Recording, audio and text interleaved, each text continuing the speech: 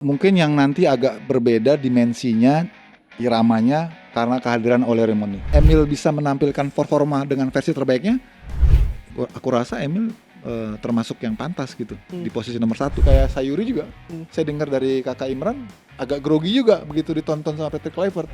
Beckham layak banget. Karena Beckham tuh dalam beberapa game terakhir tuh progresnya pesat banget ya. Cara Patrick Kluivert bermain, sebagaimana kita tahu dia di Curaçao juga dulu memakai 4 back, atau dengan cara bermain dengan basis dari Alex Pastoor dengan 3 back.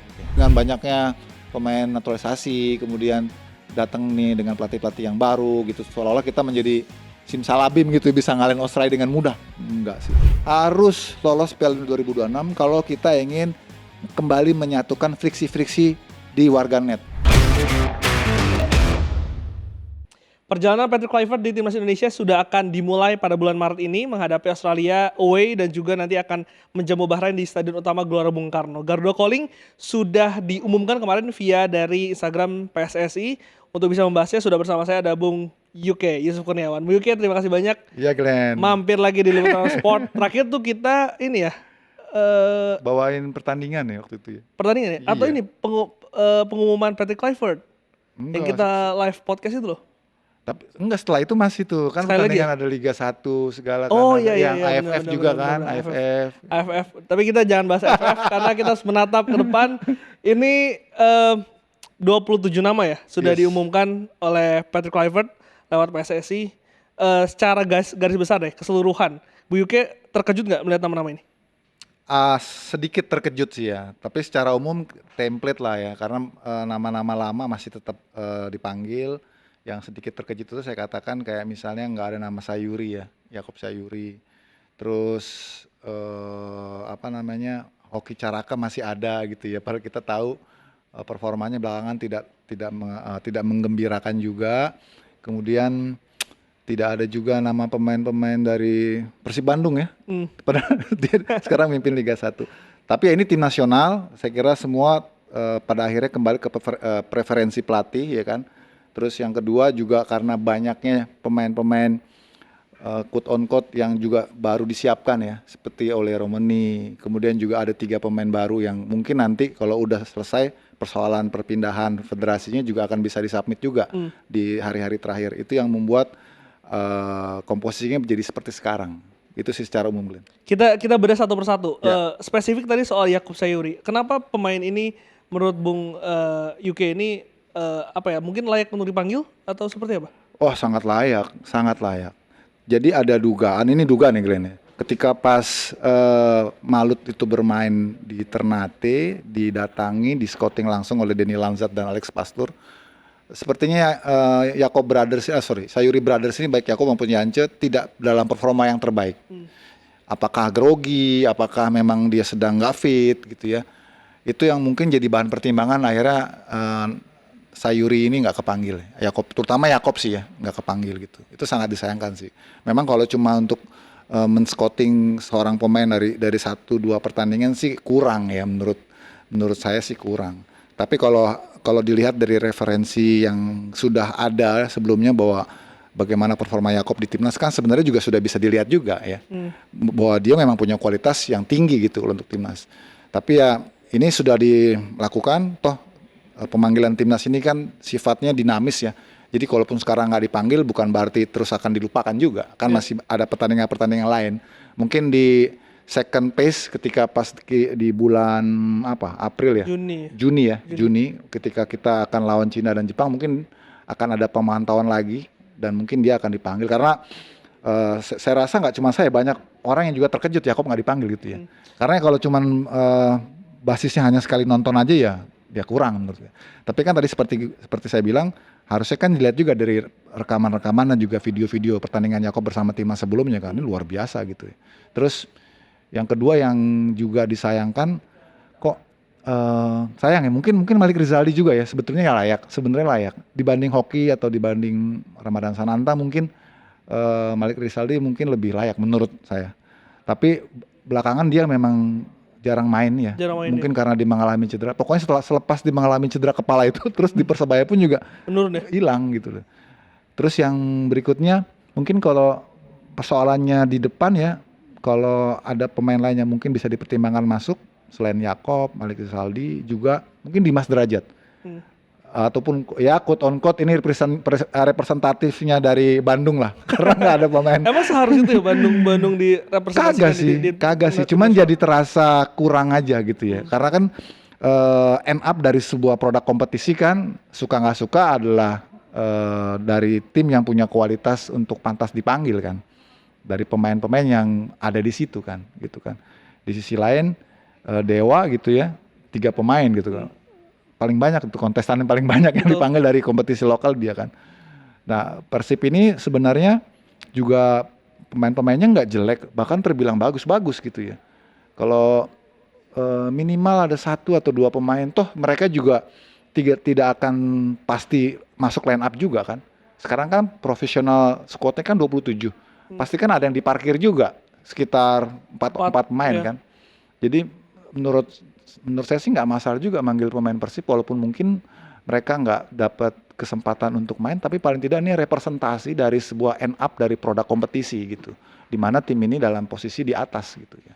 Apalagi kalau dikaitkan sama supporter ya, melihat pesaingnya itu ada yang diwakilkan gitu ya, kayak Persija kan ada Ferrari dan juga Rizky Ridho.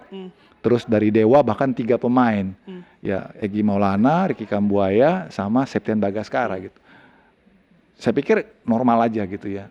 Walaupun kita tahu bahwa nanti toh yang akan mayoritas main itu pemain-pemain yang sudah existing sebelumnya gitu kan.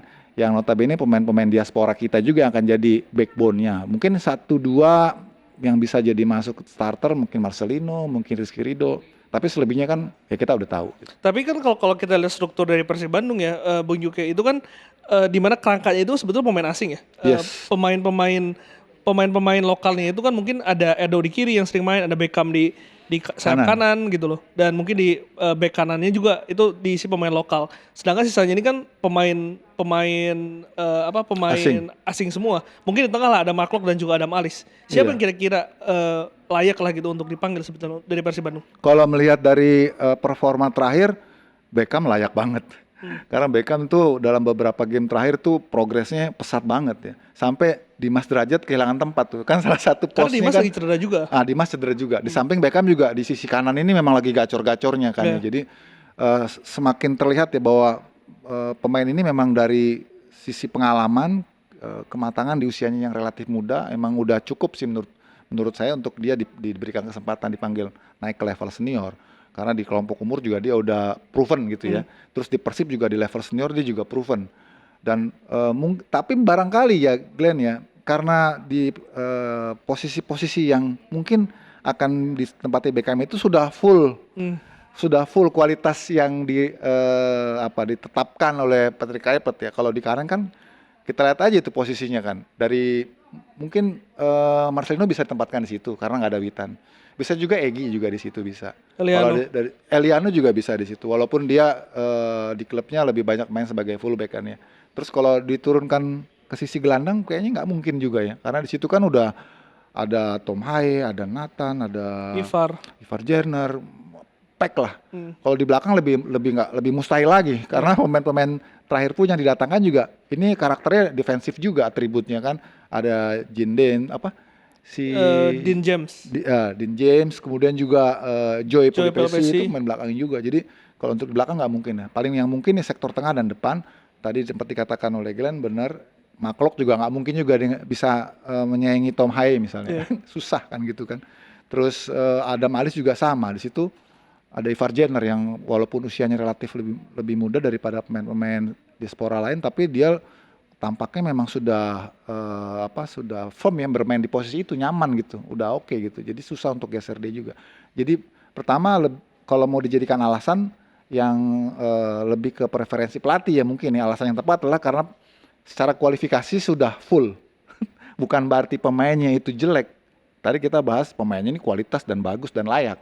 Salah satu yang sudah menaklukkan liga-liga di Indonesia tuh Beckham Putra dari level junior sampai senior. Iya, bahkan betul. ASEAN ya? Betul, ASEAN. Dia kemarin juara SEA Games. Dan dia memberikan performa yang sangat bagus. Walaupun di laga terakhir misalnya ketika lawan Thailand dia sebagai super sub. Tapi dia buktiin dia punya mentalitas yang bagus.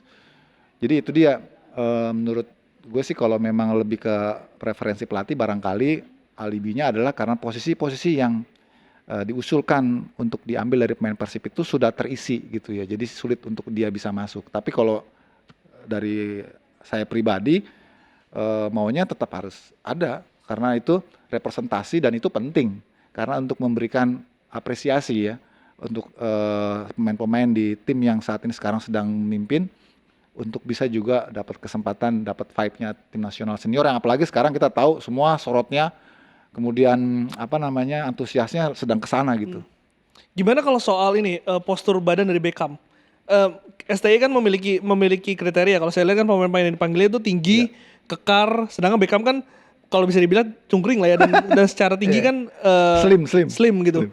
Apakah itu juga mungkin menjadi pertimbangan dari pelatih? Ini terus terang Glenn kita ini masih meraba-raba ya sebenarnya karakter pemain seperti apa yang benar-benar nanti diinginkan oleh Patrick Kluivert kan masih meraba-raba sebenarnya. Kita cuman istilahnya berandai-andai karena dia di sana cara mainnya gaya Belanda nanti mungkin akan tampil dengan irama Belanda misalnya terus dengan formasinya yang biasa pakai 4 back misalnya seperti gaya Belanda mungkin kita juga akan pakai 4 back itu kan kita masih berandai-andai terus pemain diasporanya seperti ini karakternya mungkin seperti itu akan dimainkannya kita nggak tahu persis apakah benar-benar seperti itu kita kan nggak tahu ya. Tapi kalau kembali ke soal postur ya atau boleh dibilang sizing gitu ya dari profil seorang pemain, Eliano juga kecil kok. Iya. Ya kan? Marcelino juga kecil kok. Marcelino juga cungkring juga kok. Jadi sebenarnya bukan itu sebenarnya sih, lebih ke kepercayaan dan juga ke apa skema masuk nggak gitu ya. Karena kalau dari sisi skill, gua rasa Beckham skillful.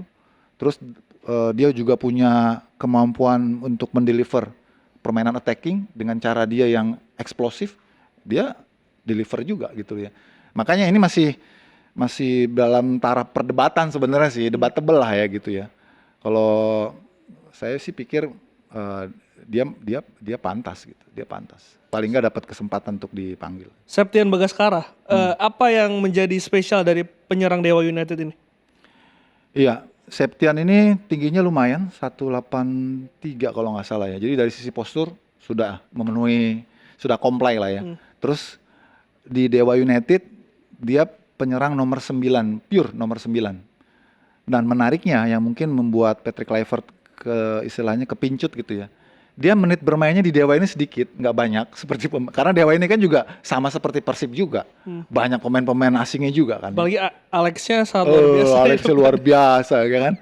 Tapi dia moncer gitu, dibikin 7 gol dan dia sekarang top scorer atau di bawah Egy ya kalau nggak salah. Di bawah Egy ya. Di atas Yakob satu strip. Jadi dengan rasio ataupun juga efektivitas bermain yang cukup baik, dia bikin gol cukup signifikan untuk level striker lokal yang bersaing dengan striker-striker asing di Liga 1. Itu gue pikir pantas nih.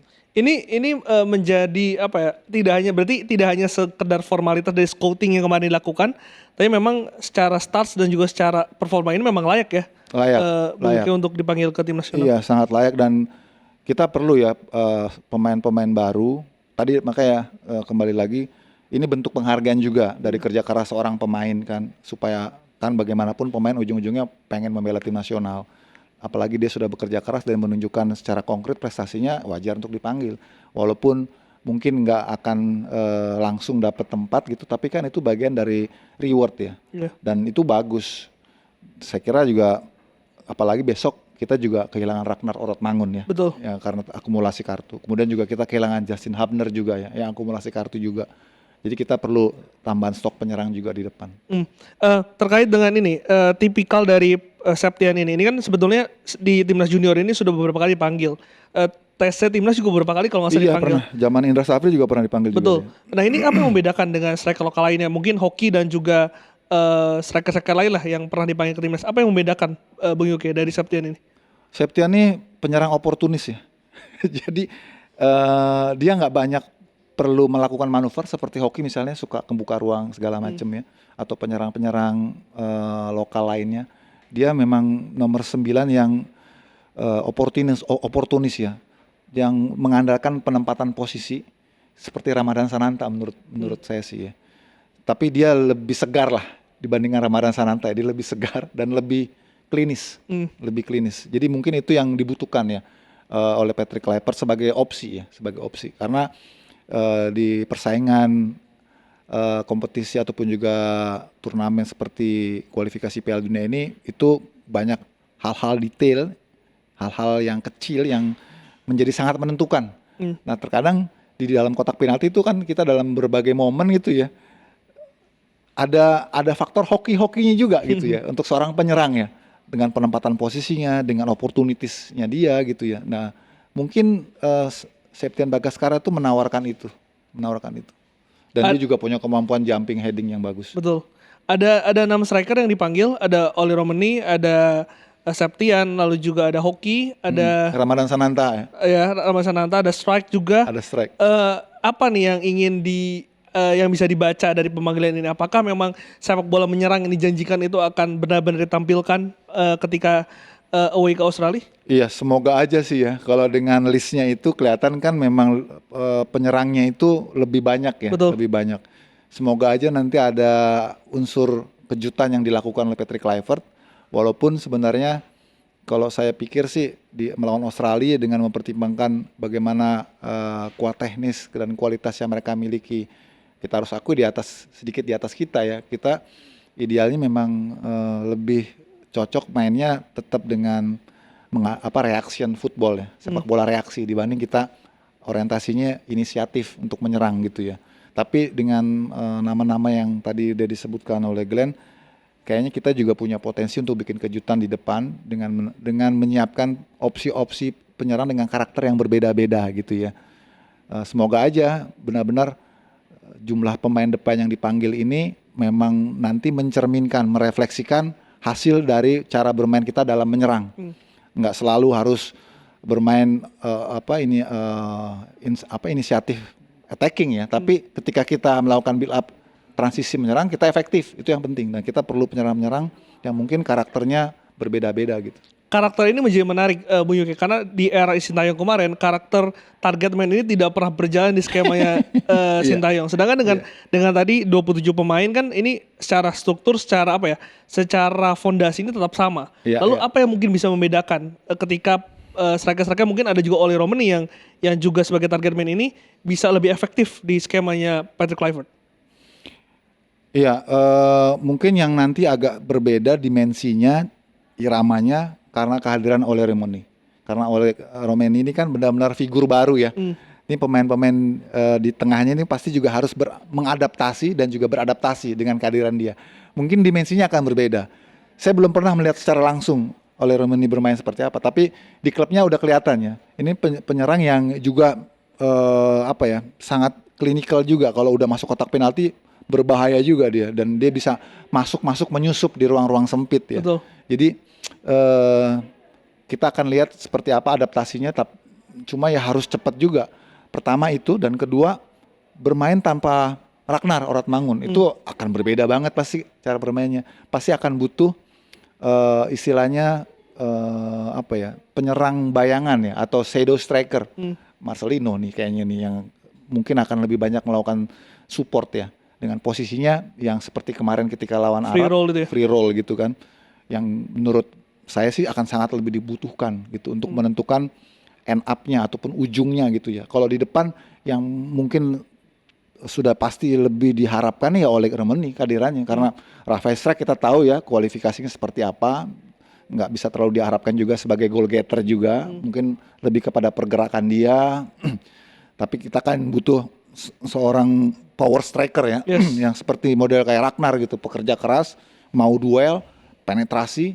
Nah itu yang mungkin akan kita kehilangan juga, karenanya kita akan lihat semoga ini bisa diisi dengan kehadiran Oli Romani. Dan ini mungkin bisa menjadi jawaban dari kelemahan kita di pertandingan kemarin ya, dimana kan kita sulit mencetak gol. Tidak ada striker yang bisa diandalkan. Mungkin dengan adanya Ole dan juga beberapa opsi baru ini bisa menjadi tumpuan baru juga untuk timnas kita. Iya, sudah pasti ya. Kalau khusus lawan Australia, kita nggak punya opsi lain yang terbaik kecuali Oli Romani untuk di depan. Kalau seperti Rafael Strike, Ramadan Sananta, kemudian Septian Bagaskara itu sebagai opsi lah. Tapi yang utamanya pasti Oli Romani. Dan kita pasti akan bermain lebih vertikal ya menurut aku ya. Soalnya Australia pasti akan lebih bermainnya lebih dominan nih. Mereka karena butuh poin mutlak kan untuk bisa mereka tetap bersaing di atas gitu. Pasti mereka akan bermain lebih all out ya. Cuma kalau kita melihat dari hasil negatif yang mereka raih saat menjamu Bahrain, rasa-rasanya kok kita juga punya harapan yang sama gitu ya. Bisa curi gol gitu ya. Kalau Bahrain bisa menang dengan dikurung 7 hari 7 malam ya kita why not juga kalau memang itu cara kita untuk mendapatkan kemenangan kan. Yes. Gak masalah. Apalagi secara potensi yang kita miliki sekarang lebih baik dibanding tim kita sebelumnya kan. Kita sekarang lebih full house materi pemainnya gitu. Jadi harusnya harapannya lebih besar lagi kita untuk bisa lebih baik ataupun menyamai Bahrain misalnya. Sebelum bicara peluang, saya mau ke penjaga gawang dulu. Ini ada penjaga gawang di Amerika, ada FC Dallas, ada Martin Paes melawan Emil Audero di Palermo Serie B. Mana yang lebih layak untuk menjaga gawang kita? Menarik tuh kalian kalau saya lihat sekilas ini dari harganya aja pasarnya beda banget ini. Lebih tinggi Audero 5 ya? juta Audero, Iya. 5 juta euro. Karena dia Audero. pernah di Inter Milan Pernah dan, di Inter Milan juga, pernah dan di Sampdoria Juventus juga. Pernah Juventus Iya. juga. Jadi memang kalau dari sisi jam terbang ya jelas Emil ini lebih menjanjikan ya. Karena jam terbang di Eropa kan dengan competitiveness yang ada kan mereka memang lebih baik ya. Tapi kita harus percaya Martin Paes nih istilahnya secara batin udah nguasain gawangnya kita gitu dan sudah memberikan kepercayaan kepada back-back di depannya. Betul. Kan ya. Saya kira itu juga menjadi prioritas yang paling penting diutamakan oleh Patrick Kluivert ya. Artinya mungkin Emil akan lebih dulu nonton dulu lihat seperti apa gitu ya ambience kita secara tim gitu. Dan juga cara back kita karena itu dia perlu adaptasi juga kan karena back dengan kiper kan harus chemistry-nya harus benar-benar lingkit ya. Dan menurut saya sih kalau untuk pertandingan pertama ya pasti masih Martin Paes lah. Tapi bukan nggak mungkin ke depannya itu bisa aja. Siapa ke depan yang lebih layak? Ya, kalau Emil bisa menampilkan performa dengan versi terbaiknya, aku rasa Emil termasuk yang pantas gitu di posisi nomor 1. Ini cukup tight ini kalau dapat kesempatan yang sama ya. Kayak timnas Brasil gitu ya. Ada 2 kiper yang superior ya. Alisson sama siapa kiper City? Ederson. Jadi bagus juga untuk ke dalam squad kita. Bagus. Asal jangan mengacunya ke Jerman ya. Kalau Neuer belum pensiun nggak akan diganti tuh. Walaupun Ter Stegen kita tahu kualifikasinya bagus gitu kan. Bener. Jadi ini kembali lagi ke bagaimana pelatih kiper juga sih melihat potensi ini. Karena kan kalau posisi kiper kan posisi yang sangat spesifik ya. Yeah. Dan biasanya pelatih kepala itu akan nanya juga ke pelatih kiper nih. Pelatih kipernya baru ya? Dewa ya? Baru. Pasti akan ditanya siapa preferensinya yang lebih bagus dan biasanya pelatih kepala akan ngikut gitu. Back kiri juga ini persaingannya sangat ketat nih. Ada Kevin Verdong, Shane Patinama, ada Arhan juga di situ dan yang baru ada Dean James. Ada 4 pemain di situ.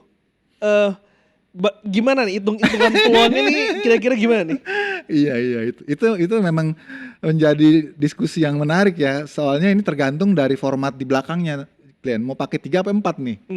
Kalau pakai 3 berarti di depannya nih ataupun fullback kirinya akan banyak naik ke atas nih. Karena sudah pasti center back ini kita nggak jauh-jauh nih dari Mel Silgers, kemudian J.E. Jazz ataupun Kevin Dykes misalnya gitu. Verdong mungkin taruh di agak ke depan, agak ke tengah gitu ya. Kalau formasi ini 3 back, jadi 3-4-3 let's say seperti itu kan. Nah, sepertinya si Ruben ini, Dean James ini akan lebih ke depan walaupun dia sebenarnya kalau di klubnya sekarang dia mainnya sebagai fullback ya. Tapi kalau di akademinya dulu waktu di Ajax dia bermainnya sebenarnya naturalnya itu sebagai left winger. Jadi dia bisa aja nempatin posisinya strike misalnya untuk ke depan. Terus kalau Verdong ini opsinya lebih Verdong itu lebih ke atributnya defensif sebenarnya ya. Dia bisa bermain sebagai center back sisi kiri, bisa bermain sebagai gelandang kiri juga. Kayaknya kalau formasi bakunya Verdong ini nggak akan mungkin tersisihkan ya. Dia pasti akan tetap dipakai. Tinggal posisinya di mana ya? Tinggal posisi di mana. Yang agak repot kan Arhan ya. Arhan ini sepertinya memang untuk jadi spesialis pelempar lembing sih kayaknya sih. Karena kalau melihat dari aspek apapun ya sulit ya untuk bisa bersaing dengan pemain diaspora yang sudah matang ini gitu dengan spesifikasi keunggulan dari masing-masing kualitas mereka gitu ya. Kalau Arhan ini kan walaupun memang sekarang di Liga Thailand sudah mulai terlihat regular ya dia bermain, tapi kalau dari sisi permainan kan memang agak sulit bersaing dengan back-back yang ada saat ini gitu loh. Jadi dipanggilnya dia ataupun dipertahankannya dia menurut saya lebih karena kemampuan dia dalam melakukan lemparan. Karena itu penting ya dalam situasi-situasi tertentu, apalagi situasi set pieces, situasi kita misalnya dalam keadaan tertinggal kita ingin melakukan penyerangan dengan bola-bola mati, kita perlu pemain seperti Arhan gitu. Artinya opsi yang bisa ditawarkan Arhan dari lemparan itu menyelamatkan dia kembali ke timnas, tidak Yes. seperti Asnawi. Iya, menurut saya iya. Kalau Asnawi? Kalau Asnawi kita tahu bahwa performanya walaupun bersama timnya saat ini dia reguler ya, tapi tidak ada yang terlalu istimewa baik dari aspek ofensifnya maupun dari aspek defensifnya. Meski di port dia tampil Iya, itu dia. Reguler kan, Bahkan betul. di AFCL itu tuh masih Main Port juga FC nih. masih enggak Sailor. Sailor. Sailor. Iya. Iya, tadi saya katakan itu karena serba tanggung. Kualifikasi atribut menyerangnya dia dengan bertahannya itu agak tanggung dibanding dengan pemain-pemain yang sekarang dipanggil Kluivert gitu ya. Susah lah bersaing dengan Sandy Walsh yang ofensif sama defensifnya udah 50-50 gitu kan. Kemudian di situ juga ada Eleanor Renders juga, ada Kevin Dykes juga. Jadi rasionalnya emang sulit untuk bersaing untuk itu gitu. Jadi wajar kalau itu saya salah satu pilihan yang saya nggak kaget ya. Kalau melihat materi yang dipanggil ini kemudian Asnawi tidak masuk dalam line up, saya nggak kaget itu karena memang di posisi itu memang sudah full pack gitu. Tapi kalau misalkan artinya dengan tadi yang Bu Yuke jelaskan, tim atau pemain yang bermain di Liga 1 ini dari posisi kiper, bek kiri, mungkin di lini tengah ini akan sangat sulit bersaing dong, Bung. Iya, sejujurnya ya akan sulit bersaing. Karenanya mereka harus punya keunggulan-keunggulan yang spesifik. Keunggulan-keunggulan yang spesifik. Jadi harus menonjol kalau seorang pemain itu misalnya seperti Arhan katakannya, dia kan keunggulannya spesifik gitu ya. Kalau rata-rata aja gitu akan sulit bersaing ya. Karena yang dilawan ini pemain-pemain yang punya jam terbang Eropa gitu ya, yang sudah punya pengalaman level jauh sekali ya. Karenanya ini saya kira juga warning untuk pemain-pemain domestik kita agar mereka kalau ingin bisa dipanggil ke tim nasional mereka harus punya keunggulan yang spesifik, atribut yang spesifik ya. Seperti misalnya Rizky Ridho gitu. Sekarang pun mungkin belum tentu juga Rizky Ridho nih dia bisa bertahan sebagai starter, belum tentu ya. Dengan misalnya fullback kita semua dalam keadaan yang fit, diasporanya ya Kevin Dykes, Verdonk, Hilgers, Ijes akan sulit juga bersaing. Tapi kalau melihat dia punya karakter leadership ya, kemampuan dia dalam membaca permainan lawan, kemampuan dia dalam melakukan intercept, reading the game, itu kan atribut spesifik yang diperlukan. Jadi mungkin Rizky Ridho masih bisa gitu kan. Kalau Asnawi ini kan agak tanggung, apalagi belakangan ketika di AFF kita nonton sendiri kan, performanya Menurun ya. menurun. Jadi nggak selalu juga pemain yang punya kesempatan reguler di klub dan punya kemampuan yang sangat baik bermain di klub, kemudian otomatis akan dipanggil oleh pelatih timnas. Karena kembali lagi pelatih timnas pasti punya preferensi juga kan. Dia punya skema juga, dia punya game plan juga, pasti dia punya taste juga terhadap pemain-pemain tertentu. Itu juga mungkin barangkali menjadi alasan, kalau mau dijadikan alasan gitu ya, pemain Persib nggak ada yang masuk misalnya gitu kan. Ya itu dia, karena dalam bentuk tim seleksi ini nggak harus tim yang dominan gitu ya di kompetisi itu kemudian harus dominan juga yang pemain-pemainnya dipanggil, nggak harus juga. Kalau sekarang kenyataannya tadi Glenn katakan sudah begitu banyak pemain-pemain diaspora yang boleh dibilang mendapatkan tempat yang bisa dibilang prioritas gitu ya. Semakin sulit pemain-pemain kita kalau mereka nggak punya keunggulan ataupun atribut skill yang spesifik gitu. Elkan Bagot? Kayak lupain deh ya Pak. Elkan Bagot lupakan lah ya. Walaupun dia punya spesifik atribut yang sangat baik ya dari sisi postur, clearance ya, kemampuan juga untuk covering, shielding ya. Tapi kayaknya lebih menurut saya pribadi, saya nggak tahu benar apa kagak, boleh dikurasi juga. Tapi kayaknya ini ada persoalan non teknis ya, membuat dia sepertinya enggan untuk kembali. Personal ya? Personal ya, saya nggak tahu. Mungkin netizen lebih tahu. Dan sini tahu tulis di kolom komentar. Nah, ini juga ada soal kemarin Sintayong kan sepanjang melatih timnas ya, timnas senior tidak pernah menurunkan full diaspora. Ya. Selalu menyelipkan pemain-pemain Liga 1. Ya, domestik ya. Domestik. Nah, menurut Bung Yuke dengan persaingan sangat ketat yang tadi sudah dijelaskan, siapa yang kira-kira masih berpulang untuk bisa masuk starting 11-nya Patrick Kluivert? Yang benar-benar pure dibutuhkan dan akan sulit untuk diindahkan gitu ya ataupun dilupakan Marcelino Ferdinand yang menurut saya masih sangat pantas untuk dipertahankan seramai apapun sekarang skuad Indonesia diisi oleh diaspora. Kalau Rizky Ridho sekarang posisinya masih 50-50. Masih 50-50. Kalau sebelumnya mungkin dia selalu mendapatkan tempat di eranya STY ya. Tapi kalau sekarang dengan banyaknya sekali posisi belakang itu diisi oleh pemain diaspora, kayaknya peluang Rizky Ridho juga semakin sulit. Dan Rizky Ridho kalau di liga pun kan secara performa kemarin sempat Sempat menurun. drop. Ya. Bahkan ada menyebutkan ketika ditonton Kluivert beberapa kali ini performanya agak Iya. kurang nih. Walaupun kemarin golnya sangat luar biasa. Gol itu Melawan Arema. eksepsional ya. Eksepsional. Itu calon Puskás itu. Calon Puskás UUD. Iya betul. Jadi ternyata bukan cuma Rizky Ridho ya, kalau itu mau disebut Rizky Ridho, ternyata juga beberapa pemain yang dipantau langsung oleh Patrick Kluivert juga grogi juga ya, kayak Sayuri juga. Saya dengar dari kakak Imran agak grogi juga begitu ditonton sama Patrick Kluivert. Jadi itu mungkin yang menyebabkan dia nggak perform gitu ya. Sayang sekali memang ya. Makanya saya katakan kalau untuk pelatih baru melihat pemain yang dia baru istilahnya dia mau tangani gitu ya dia harus lihatnya nggak cukup sekali ya. Mesti beberapa kali juga, mesti lihat dari rekaman video juga, apalagi pemain-pemain itu sudah pernah membela tim nasional gitu ya. Jadi harus lebih komprehensif ya. Cuma barangkali karena sekarang waktunya sudah mepet, sehingga Patrick Kluivert juga harus mengambil keputusan yang cepat.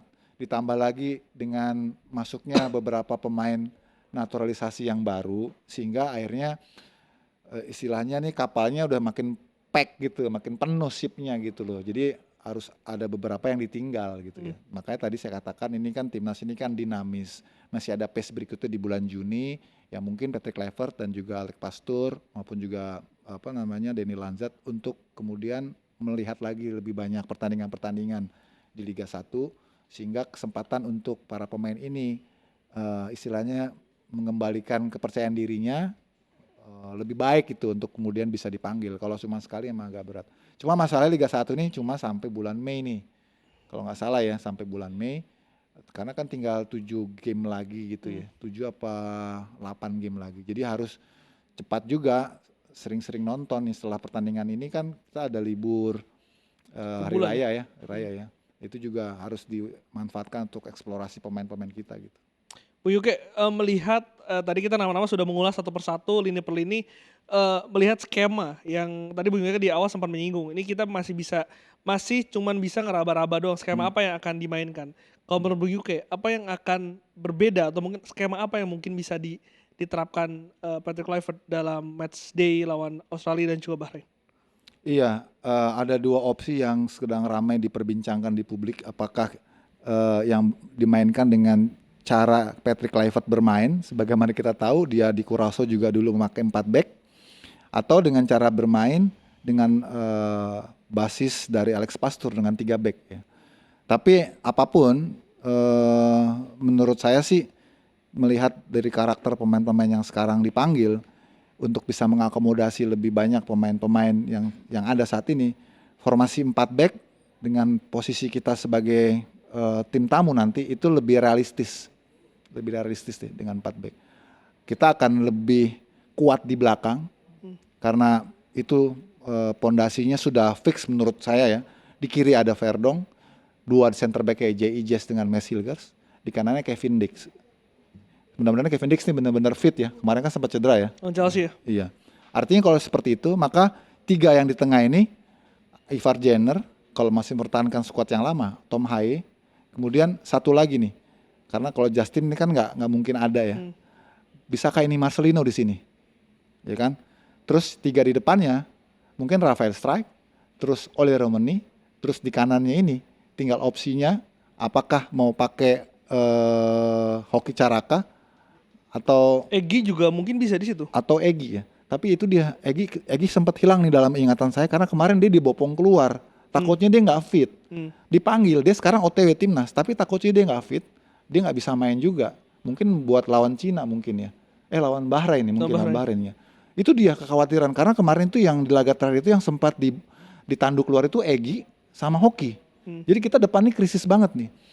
Atau Leo Pelupesi. Kalau kita pakai 3 back, Leo yang bermain di sisinya Rafael striker-nya yang pindah ke kanan. Kemudian Oli tetap di tengah, di belakangnya ataupun second striker ada Marcelino, Tom Haye dengan Ivar Jenner. Tapi dengan skema tadi kalau berubah menjadi 4 back dengan pemain yang selama ini bermain 3 back timnas dan juga bahkan Jay kalau nggak salah di Venezia main 3 back. Rizky Ridho di Persija Jakarta main 3 back. Iya. Kalau misalkan Mesto aku nggak tahu di Twente main berapa back. Tapi dengan perubahan skema ini apakah tidak akan kagok gitu antar pemain dengan skema yang selama ini sudah berjalan? Harusnya enggak ya, harusnya enggak. Karena itu kan sebenarnya skema itu 3-4-3 atau 4-3-3 itu Glenn. Itu kan virtual di atas kertas Glenn. Begitu pas udah main itu udah Dinamis ya? dinamis itu. Karena kalau 3 pun saat bertahan dia akan jadi 5 juga tuh. Sorry. Fullbacknya ataupun juga gelandang kanan kirinya akan turun juga gitu ya. Kalau misalnya dia pakai 4 back, ini juga ketika kita melakukan build up serangan, ini 2 fullback kita juga akan spread out juga. Yeah. Jadi tetap pakai 2 juga center backnya. Siapa yang nemenin center back ini? Gelandang bertahannya turun, nomor 6-nya turun, jadi 3 juga ini. Jadi sebenarnya itu fleksibel aja sih menurut saya sih fleksibel aja. Bisa juga dengan ini kan istilahnya feelingan aja ya. Bisa juga dengan 3 back juga. Dengan mempertahankan tadi yang sudah dikatakan oleh Glenn juga, beberapa pemain sudah terbiasa bermain dengan trio center back ataupun 3 center back seperti Kevin Dix, kemudian juga Rizky Ridho, mungkin juga Messi Ligers yang biasa. Bisa aja tetap dipertahankan, dan Alex Pastur juga udah fasih juga dengan cara bermain itu ya. Jadi ini masih cukup cair lah untuk didiskusikan. Tapi kalau saya pribadi saya lebih safe kita main dengan 4 back karena kita bermain sebagai tim tamu gitu ya. Dimana kita perlu solid pertahanan kita. Kalau 3 back itu perlu understanding game yang tinggi loh Glenn. Karena ini kita half space-nya ini rawan banget. Betul. Gitu loh, rawan banget. Jadi kalau kita nggak safe banget gitu, itu akan beresiko juga gitu. Tapi kalau kita dalam posisi ingin mengambil poin penuh, menginisiasi serangan lebih awal, mendominasi permainan, kita perlu 3 back karena kita nggak perlu banyak pemain belakang. Kita lebih baik banyaknya di tengah dan di depan. Nah itu menurut saya lebih realistis kalau kita pas lawan Bahrain. Tapi kalau Australia, alih-alih kita ingin dapat poin aja, tapi kalau kita tidak matang dalam menyusun komposisi game plan ini, nanti malah kita benar-benar malah jadi zong, Glenn. Karena Australia pasti all out juga walaupun dia kehilangan Sotar ya, tapi cara bermain mereka kan vertikal terus. Betul. Ataupun crossing terus. Kita perlu pemain-pemain belakang yang stay on di situ gitu loh.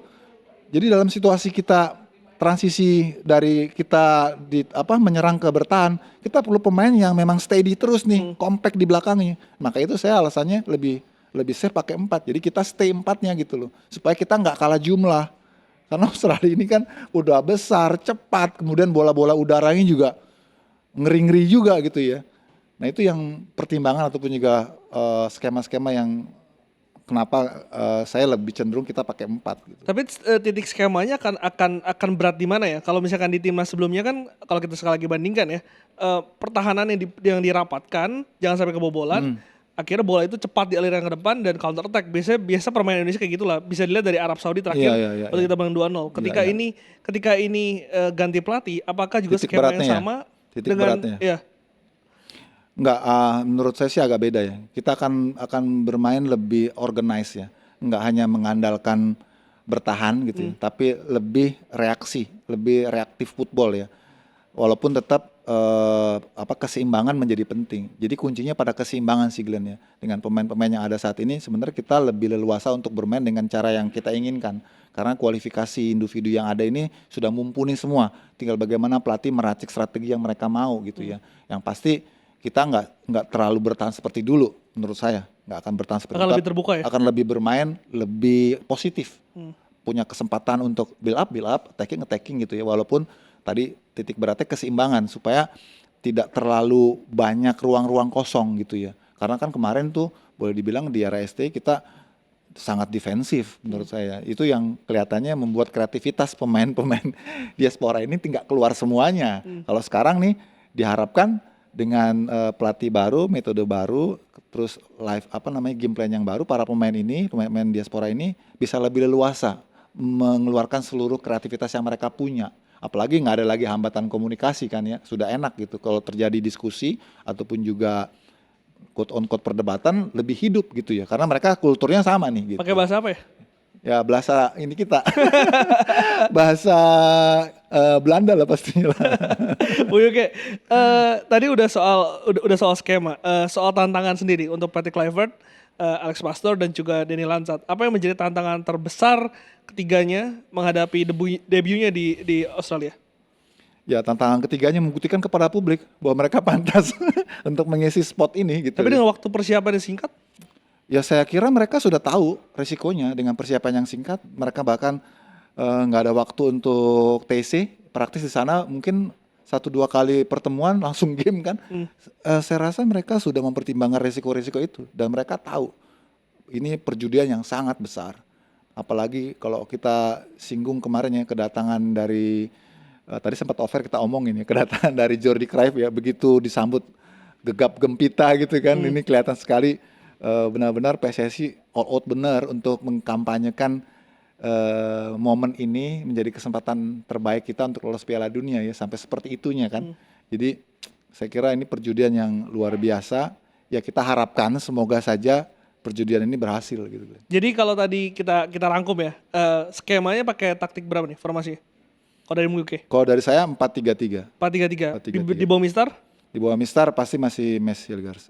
Masih ya, Martin Pas. Martin Pas. Kemudian center back-nya Mes Hilgers, kemudian J.I. Jess, di kirinya Verdonk, di kanannya Kevin Dix. Karena Verdonk, Kevin Dix juga ini juga sering juga bantu serangan kan. Waktu kemarin lawan Arab kita lihat. Kemudian di tengahnya Ivar Jenner, kemudian Tom Hai dan Marcelino Sebagai gelandang serang. sebagai gelandang serang.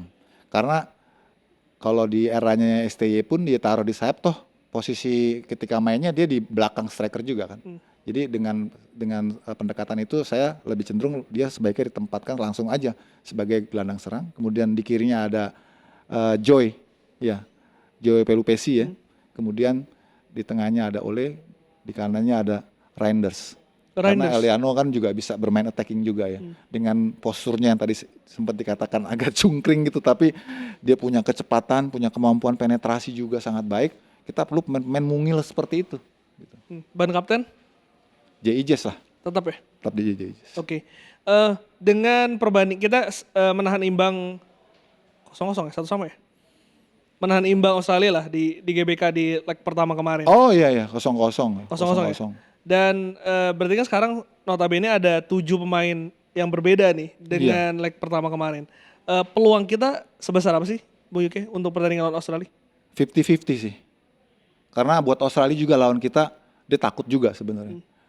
Kita dengar komentar pelatihnya di media sudah dia bilang ini Indonesia setiap kali pertandingan berubah formasinya terus, berubah pemainnya terus katanya. Itu kan sudah menunjukkan rasa worry-nya dia juga. Jadi 50-50 buat Australia juga nggak anggap remeh kita. Kita juga jangan inferior juga, kita punya kesempatan. Tapi saya yakin mudah-mudahan ya nggak mendahului Glenn ya. Tapi saya yakin 1 poin itu sangat realistis kita raih. 1 poin itu realistis. Kalau 3 poin itu bonus lah. Dan di Australia sendiri kan Harry Souttar dan juga 4 back lainnya, ini katanya cedera semua nih. Betul. Semoga aja benar-benar bukan cuman ngeprank ya, tapi benar-benar nggak bisa main ya Glenn. Kadang-kadang nih kan dalam situasi seperti ini suka saywar tiba-tiba muncul main gitu kan. Cuma ya kita siapin aja. Kalau itu yang terjadi, wah mungkin opsi-opsi yang dimiliki oleh Patrick Kluivert di bench itu bisa keluar semua tuh, bisa dimainin semua tuh. Bagaimana dengan apa yang harus diantisipasi dari tim Australia ini? Apa yang menjadi kekuatan mereka, Bung Yuke? Mereka tuh dari tim junior sampai tim senior nggak berubah cara mainnya, pasti diagonal long pass ataupun diagonal crossing ya. Banyak mengalahkan bola-bola mati ya, bola-bola set pieces. Kan gol-gol mereka banyak kan dari situ. Itu dia kenapa saya lebih firm gitu, lebih nyaman kalau kita pakai 4 back supaya kita steady terus gitu loh. Karena mereka nih cepet sekali, bukan cepat orangnya. Kalau kita kan cepat orangnya. Kalau mereka cepat bolanya. Aliran bolanya cepat Itu dia Glenn. Dan Bahrain kemarin 7 hari 7 malam bertahan dan menit terakhir itu karena kesalahannya Harry Souttar. Itu dia. Akhirnya bisa mencuri gol. Semoga juga kita bisa melakukan hal yang sama. Skema parking the bus itu juga menjadi salah satu opsi. Kalau kemarin kita parkir ya. Parkir. Peluang kita tuh cuma di 2 menit awal dari reverse strike. Abis itu kita diserang habis-habisan. Enggak sih, kalau parkir janganlah. Kita main mainnya normal aja tapi tetap dengan fokus lebih menjaga ke lini pertahanan ya, lebih sedikit fokus di belakang sambil dapatkan kesempatan untuk curi momen kita attacking gitu ya. Itu sih yang menurut supaya kita nggak terlalu muluk juga berharap gitu. Soalnya nih dengan banyaknya pemain naturalisasi, kemudian datang nih dengan pelatih-pelatih yang baru gitu, seolah-olah kita menjadi simsalabim gitu bisa ngalahin Australia dengan mudah. Enggak sih menurut saya sih. Tetap kita harus menginjakkan kaki di bumi, tetap harus memberikan respect kepada Australia dan mengambil kesempatan kalau kita punya kesempatan untuk bikin gol kita lakukan, tapi fokus kita tetap clean sheet, jangan sampai kebobolan. Karena kita ini penyakit Glenn, kalau udah kebobolan tuh kebat-kebitnya terasa juga, terutama supporter ya. Itu paling aduh gitu kan. Melawan timnas Bahrain setelah kita dikerjain di Bahrain 2-2, kemenangan menjadi harga mati nggak Bung Yuki? Lebih dari mati sih. Lebih dari mati? Kalau ada diksi lebih dari mati sih. Harus itu, wajib itu. Nggak ada cerita. Which is kita kalah apalagi amit-amit kalah dari Australia. Ya udah, nggak ada cerita lawan Bahrain lo harus gimana caranya harus menang gitu. Dan kita punya potensi itu, Glenn. Dan ini kan Bahrain mungkin ya para pemain ini kan akan berpuasa ya. Sedangkan kalau kita lihat dari starting 11 kita kemarin kan hanya 1-2 orang mungkin yang berpuasa. Ini menjadi keuntungan juga nggak sih, Bu Yuki? Ya, saya kira secara kebugaran kita pasti lebih bugar, Glenn. Secara kebugaran pasti kita lebih bugar. Tapi buat pemain-pemain Arab sudah terbiasa juga mereka bermain dalam suasana Ramadan itu udah terbiasa. Jadi mereka juga sudah tahu bagaimana siklus metabolisme yang mereka harus atur. Kan mereka juga punya ahli gizi dan segala macamnya ya. Di Eropa juga sekarang kalau pertandingan-pertandingan Eropa kan Glenn tahu banyak pertandingan dihentikan begitu pas azan maghrib kan ya. Kemarin di Liverpool juga begitu, terus di mana di Spanyol juga begitu gitu. Jadi buat mereka, buat atlet mungkin nggak terlalu berdampak kali ya. Walaupun memang kalau dari sisi kebugaran kita harusnya ini advantage, keuntungan buat kita gitu ya. Kita harus maksimalkan gitu ya. Dan yang terpenting yang juga harus tidak kalah dimaksimalkan dukungan supporter nih. Kesempatan nih kita nih, supporter kita nih kalau perlu sampai di central ban lah tuh. Untuk kasih hawa-hawa panas gitu ya ke Bahrain. Karena itu memang pertandingan yang wajib menang itu, Glenn. Wajib menang.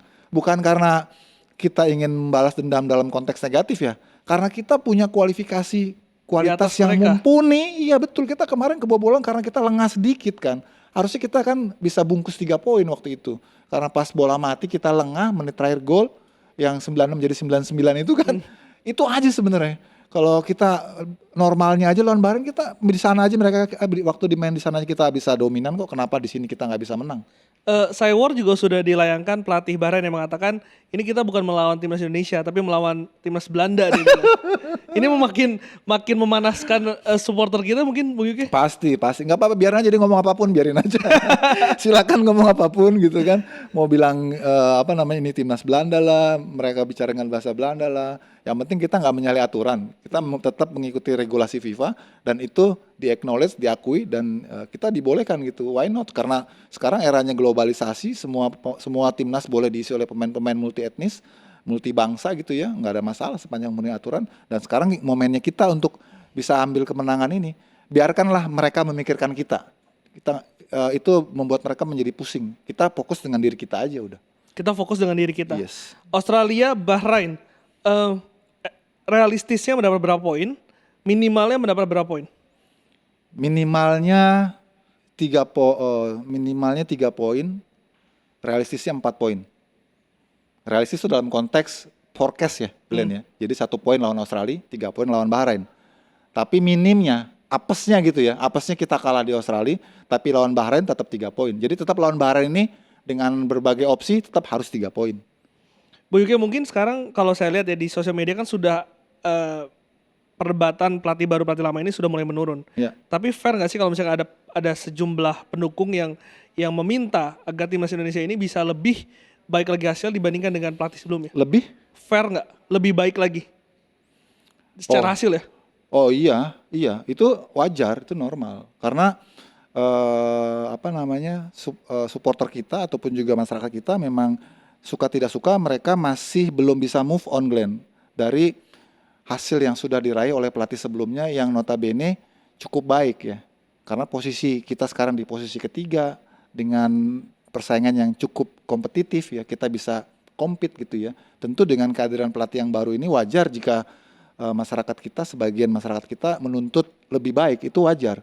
Tapi buat saya pribadi lebih baik ataupun tidak kurang baik gitu ya, sepanjang itu delivery, message-nya, pesannya, goals-nya, no matter apa yang mau orang katakan, yang penting kita lolos Piala Dunia. Udah, dengan cara bagaimana, main jelek, main bagus, mau kalah, mau menang, pokoknya kita lolos Piala Dunia. Itu akan menghapus semua persoalan-persoalan ataupun juga sisa-sisa konflik di belakang, Glenn. Lolos Piala Dunia 2026. 2026, Glenn. Harus lolos Piala Dunia 2026 kalau kita ingin kembali menyatukan friksi-friksi di warganet. Tapi bukan nggak fair juga ya, Bung, ketika ini pelatih baru dengan tadi mungkin ini mungkin resiko ya, dengan kumpul timnya sebentar, lalu ini sudah melanjutkan pelatih yang sebelumnya, dijudge dalam 1-2 pertandingan. Apakah itu fair dilakukan oleh para fans? Itu fair kalau kehadiran mereka smooth, Glenn. Kehadiran mereka ini kan nggak smooth, penuh dengan perdebatan, bahkan quote on quote pertentangan di bawah gitu ya, terutama di masyarakat pencinta sepak bola yang suka tidak suka sudah terlalu gandrung dengan pelatih yang sebelumnya, dengan pencapaian-pencapaian yang sebelumnya, walaupun nggak ada tropinya, Glenn, tapi dengan progres yang sudah ditunjukkan oleh pelatih sebelumnya, dengan membawa tim ini ke level yang berbeda, itu kan membuat supporter kita menjadi sangat respect. Begitu dalam situasi yang tidak ada angin, tidak ada hujan, tiba-tiba diganti, tentu ini mengundang gejolak yang besar dari para warga supporter kita untuk menuntut yang lebih baik gitu loh. Dan itu bukannya tidak disadari oleh federasi dan juga oleh pelatih yang baru datang ini gitu. Jadi tadi maka saya katakan, maka saya agak sedikit tinggi ya nada saya, harus lolos Piala Dunia karena itu tadi, untuk menghapuskan luka-luka yang tersisa gitu loh di kalangan masyarakat kita, karena mereka sebelumnya diajari oleh proses. Kan masyarakat sudah percaya dengan proses yang dibangun oleh pelatih sebelumnya selama 4 tahun. Ketika mereka percaya proses, mereka menunggu hasilnya, langsung tak di cut off. Jadi sekarang masyarakat nggak percaya proses lagi.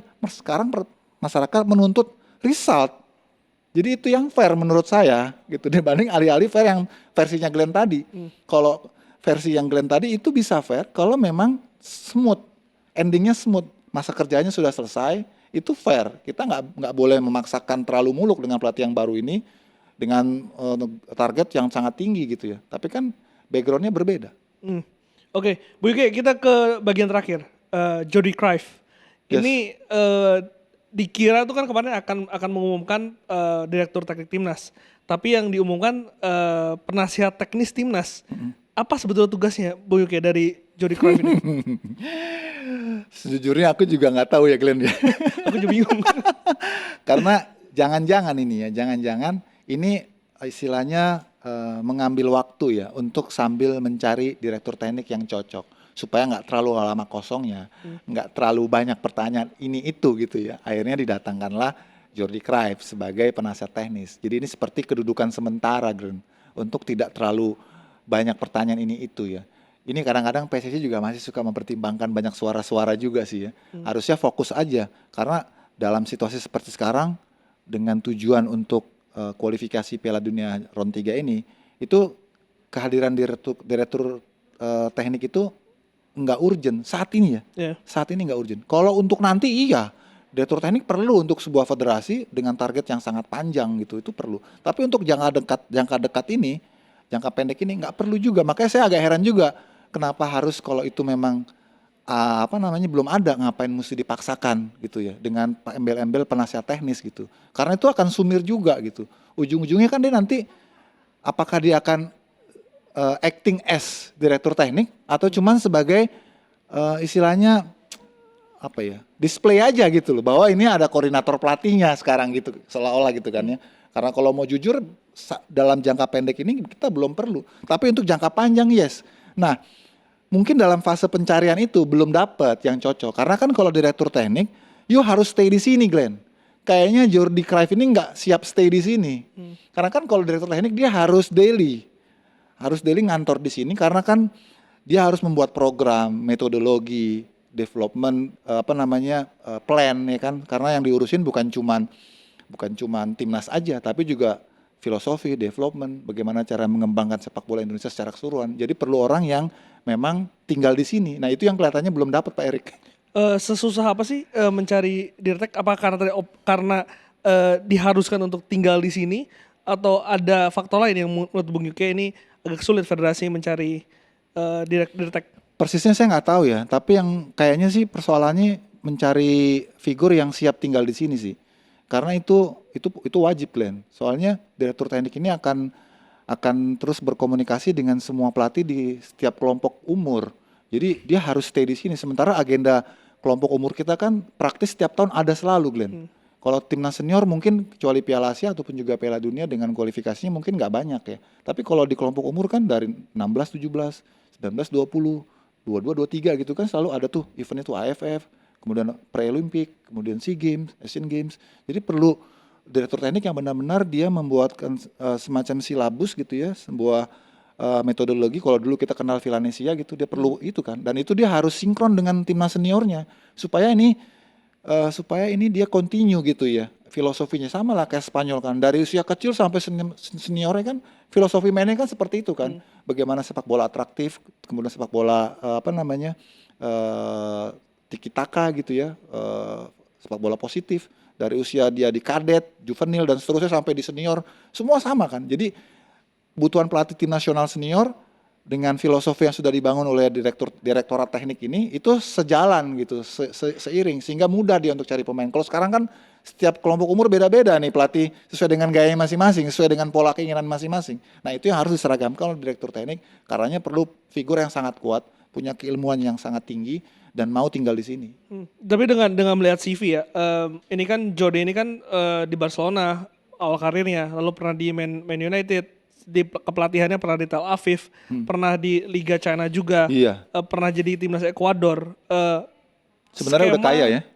Sudah pengalamannya udah kaya ya? Sudah pengalaman sudah kaya, tapi skema permainan seperti apa Bung Yuke yang akan menjadi kiblat lah? Apakah gaya permainan total footballnya Belanda atau Spanyol atau apa mungkin yang Bung Yuke lihat? Ya. Total football Belanda sih sekarang udah nggak ada ya sebenarnya. Sekarang udah banyak versi-versi ataupun juga pengembangan yang lebih progresif ya. Karena sepak bola total football itu hidup ketika eranya dulu, ketika permainan tidak secepat sekarang ya. Kemudian dinamika tidak secair sekarang gitu. Kalau sepak bola sekarang cocoknya memang sepak bola yang lebih aktif ya, lebih mengedepankan permainan yang progresif ya. Kalau istilah kan banyak macam-macam lah ya, istilahnya ada gegen pressing lah, pressure football lah, ada lagi tadi total football lah. Tapi yang pasti sepak bola yang cocok untuk kita itu sepak bola yang progresif, sepak bola yang mengalir cepat ke depan gitu ya. Kemudian sepak bola yang bermain terbuka. Kalau kemarin kan tertutup ya, ketika RST kan tertutup. Kalau sekarang dengan potensi-potensi yang kita punya, baik dari kompetensi domestik youth kita sampai ke level senior yang ada saat ini, itu mereka adalah penyuka sepak bola yang bermain positif terbuka. Jadi menurut saya kita punya modal di situ, Glenn. Tinggal dibuat kurikulumnya supaya pengembangan ini benar-benar berlangsung baik dan positif, searah gitu dengan karakter pemain-pemain kita yang ada saat ini. Gitu. Penutup, prediksi skor Australia, Bahrain. Australia Indonesia. Indonesia Bahrain. Indonesia Australia 1-1. Australia Indonesia ya, 1-1. Kemudian Indonesia Bahrain 2-0. 2-0 asal wasitnya bener ya. Harus benar, kalau enggak kita rujak kayak wasitnya.